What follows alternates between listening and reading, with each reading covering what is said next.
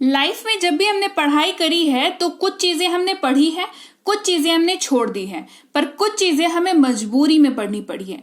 तो जब बात अंग्रेजी ट्रांसलेशन की आए तो कुछ चीजें तो हैं ऐसी अंग्रेजी बोलने के क्रम में जो आप छोड़ सकते हो, कुछ चीजें आप नहीं छोड़ सकते, और कुछ चीजें जो हैं वो आपका ध्यान खींच ही लेंगी अपनी ओर, क्योंकि उनके बिना आपका काम नहीं चलेगा। आज की क्लास ट्रांसलेशन पर बेस्ड होने वाली है पूरी तरीके से, जहां पर ट्रांसलेशन करना हम लोग सीखेंगे कुछ वर्ड लिस्ट की मदद से, जिसको आप अवॉइड तो नहीं कर सकते। क्लास को शुरू करते हैं। आप देख रहे हैं संरीत इंग्लिश अकादमी, मैं हूं प्रीति मैम। सब्सक्राइब करके फटाफट से बेल नोटिफिकेशन ऑन कर देंगे ताकि आगे की आने वाली क्लासेस आपको ऐसी ही मिलती रहे और आप अंग्रेजी सीखते रहें। क्लास को शुरू करते हैं। सबसे पहला जो शब्द है हमारा वो है इज। उच्चारण दे रखा है, बहुत सारे लोगों को दिक्कत होती है उच्चारण में, तो उच्चारण मैंने दे रखा है इज। ज के नीचे नुक्ता लगा हुआ है तो ज उच्चारण होता है इसका, इज इसको पढ़ते हैं। इसका मतलब होता है। तो इस बात का हम क्या करें इस चीज का, हम इस चीज को आपको एक रूल के साथ याद रखना है, तो ही ये फ्रूटफुल होगा, तो ही आपको काम आएगा, वरना छोड़ दो, मत पढ़ो, क्लास यहीं से छोड़ दो। ठीक है, तो रूल आप प्रॉमिस करो मुझे कि रूल आप याद रखोगे आज की थ्रू आउट क्लास में, तो आपको ये क्लास जो है सुपर बेनिफिशियल लगेगी। ठीक है, सुपर बेनिफिशियल आपके लिए क्लास होने वाली है। बहुत सारे, आप यकीन नहीं करोगे कितने सारे एग्जाम्पल से मैंने आपको आज की ट्रांसलेशन की क्लास कराई है। वो कब यकीन करोगे, जब पूरी क्लास को देखोगे। तो क्लास में सबसे पहला शब्द हमें मिला इज, जिसका मतलब हिंदी में है होता है, और ये जो है वो 4 शब्दों के साथ इस्तेमाल होता है, 4 सब्जेक्ट्स कह लीजिए, 4 प्रोनाउन कह लीजिए।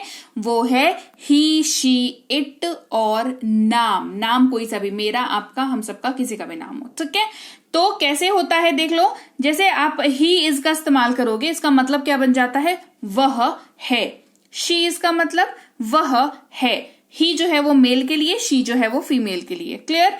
इट इज का मतलब यह है, और नेम जो है, कोई नाम लिखा रहेगा उसके बाद इज लगा रहेगा, उसका मतलब हो जाएगा नाम जो है वो नाम के साथ है लगा हुआ रहेगा। ठीक है, ये तो हो गई कॉन्सेप्ट की बात।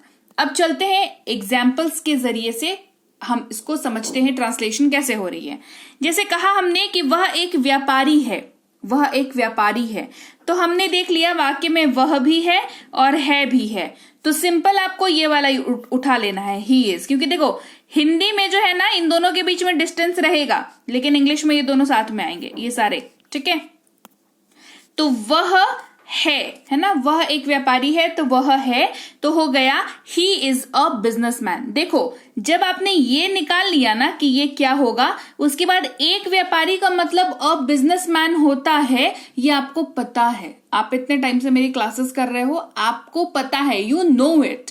ठीक है, आप फंसते कहां पर हो, ये शुरुआत में फंसते हो। शुरुआत हो गई तो बढ़िया रहेगा, कंप्लीट भी हो जाएगा। वो चीज खत्म हो ही जाती है जो शुरू होती है ना। चलो, वह एक टीचर है तो ही इज अ टीचर, या शी कर लीजिए, शी इज अ टीचर, है ना।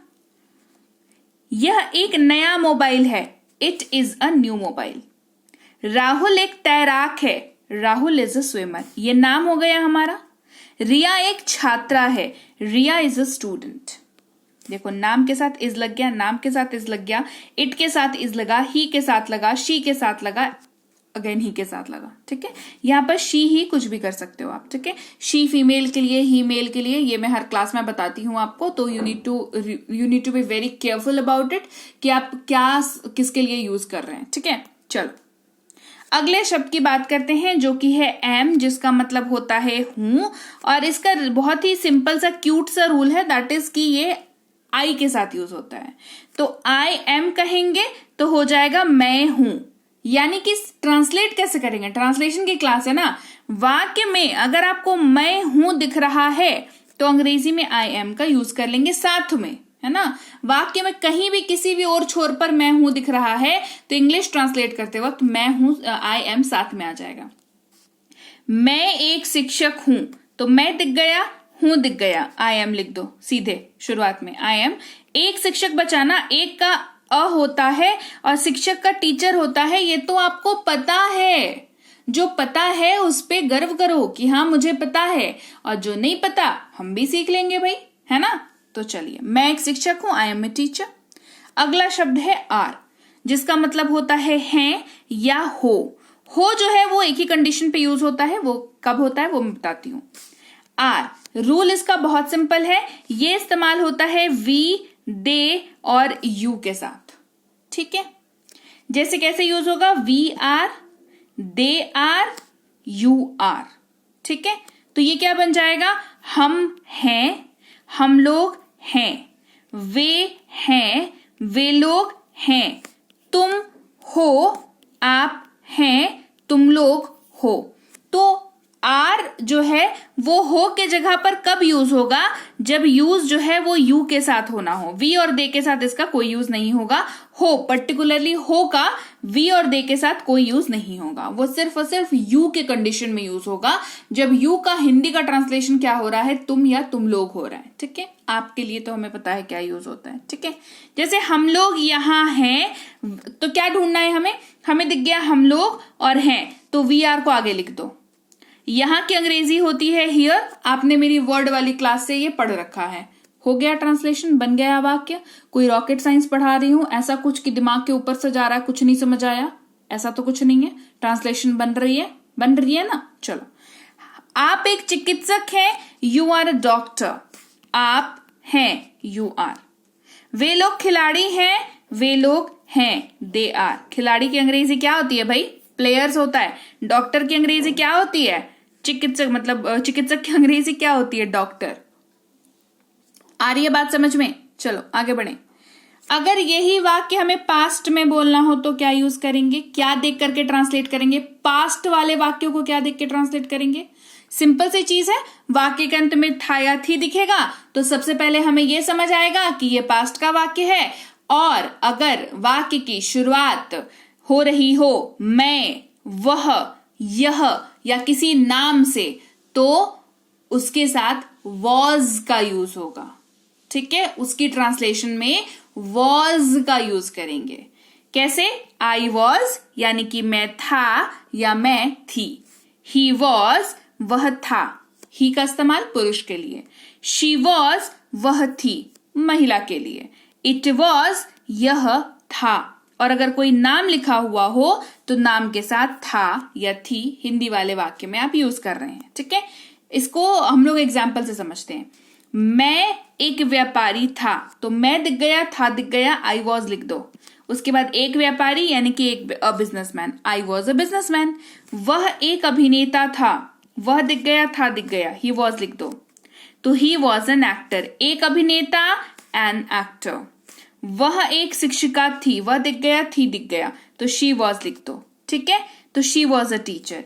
यह अद्भुत था, यह दिख गया, था दिख गया, क्या हो जाएगा, इट वॉज लिख दो, इट वॉज अमेजिंग।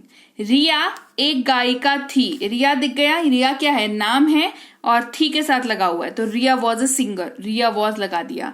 रॉय एक नर्तक था, नर्तक का मतलब डांसर होता है, ठीक है। रॉय एक डांसर था, तो रॉय कोई नाम है और था लग गया, तो रॉय वॉज लिख दिया और a dancer, Roy was a dancer.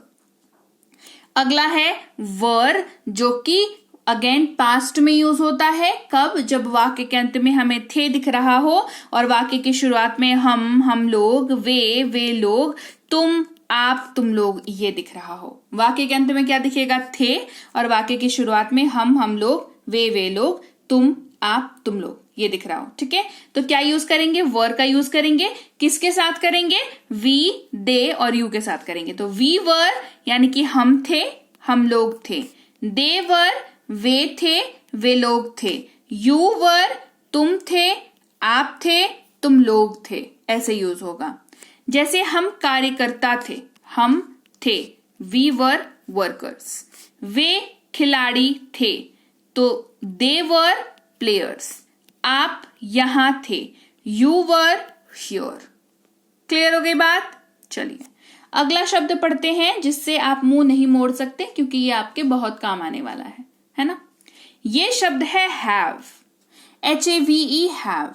इसका ना दो मतलब होता है, इसीलिए मैंने बोला कि देखो कोई एक शब्द अगर वाक्य बनाने में यूज हो रहा है एक तरीके से तो वो तो चलो एक शब्द हो गया, पर वही शब्द अगर दो तरीके से, दो तरह के वाक्य बनाने में यूज हो रहा है तो वो अकेला थोड़ी ना है, उसके दो यूजेज हैं। तो सोचो कितना इंपॉर्टेंट है वो वर्ड है ना। क्यों इंपॉर्टेंट है? क्योंकि ये मेन वर्ब और हेल्पिंग वर्ब इन दोनों तरीके से यूज हो रहा है। हैव का मतलब पास है उस वाक्य में होता है जिस वाक्य में हैव मेन वर्ब की भूमिका निभा रहा हो, मेन वर्ब के जैसा एक्ट कर रहा हो। और हैव का मतलब चुके हैं, चुके हो, चुका हूं, तब होता है उस वाक्य में होता है जब हैव वहां पर हेल्पिंग वर्ब की भूमिका निभा रहा हो। या तो वाइस वर्सा कर लो कि पास है के तौर पर इस्तेमाल हो रहा है, मतलब पहचान लो कि हैव यहां पर है मेन वर्ब है, और चुका हूं, चुका हो, चुके हैं यूज हो रहा है तो हेल्पिंग वर्ब है। सिंपल, दोनों में से जो तरीका आपको समझ में आए वैसे उसको याद रखो। तो कब दिखेगा, कैसे यूज करेंगे इसको, ट्रांसलेशन कर रहे हैं हम लोग, है ना। तो पास है जब दिखेगा आपको तो किसके साथ यूज होगा? आई के साथ यूज हो जाएगा। तो आई हैव यानी कि मेरे पास है, we have, they have, you have, है ना। मैं या मेरे आई के साथ इस्तेमाल, हम लोग वी के साथ इस्तेमाल, वे लोग दे के साथ इस्तेमाल, और तुम, आप, तुम लोग यू के साथ इस्तेमाल। सबसे पहले हेल्पिंग वर्ब के तौर पर कैसे यूज होता है वो देख लेते हैं। आप पढ़ाई कर चुके हैं, यू हैव स्टडीड, तो आप चुके हैं दिख गया तो यू हैव लगा दो। मैं खाना खा चुका हूं, तो मैं और चुका हूं दिख गया तो आई हैव लगा दो।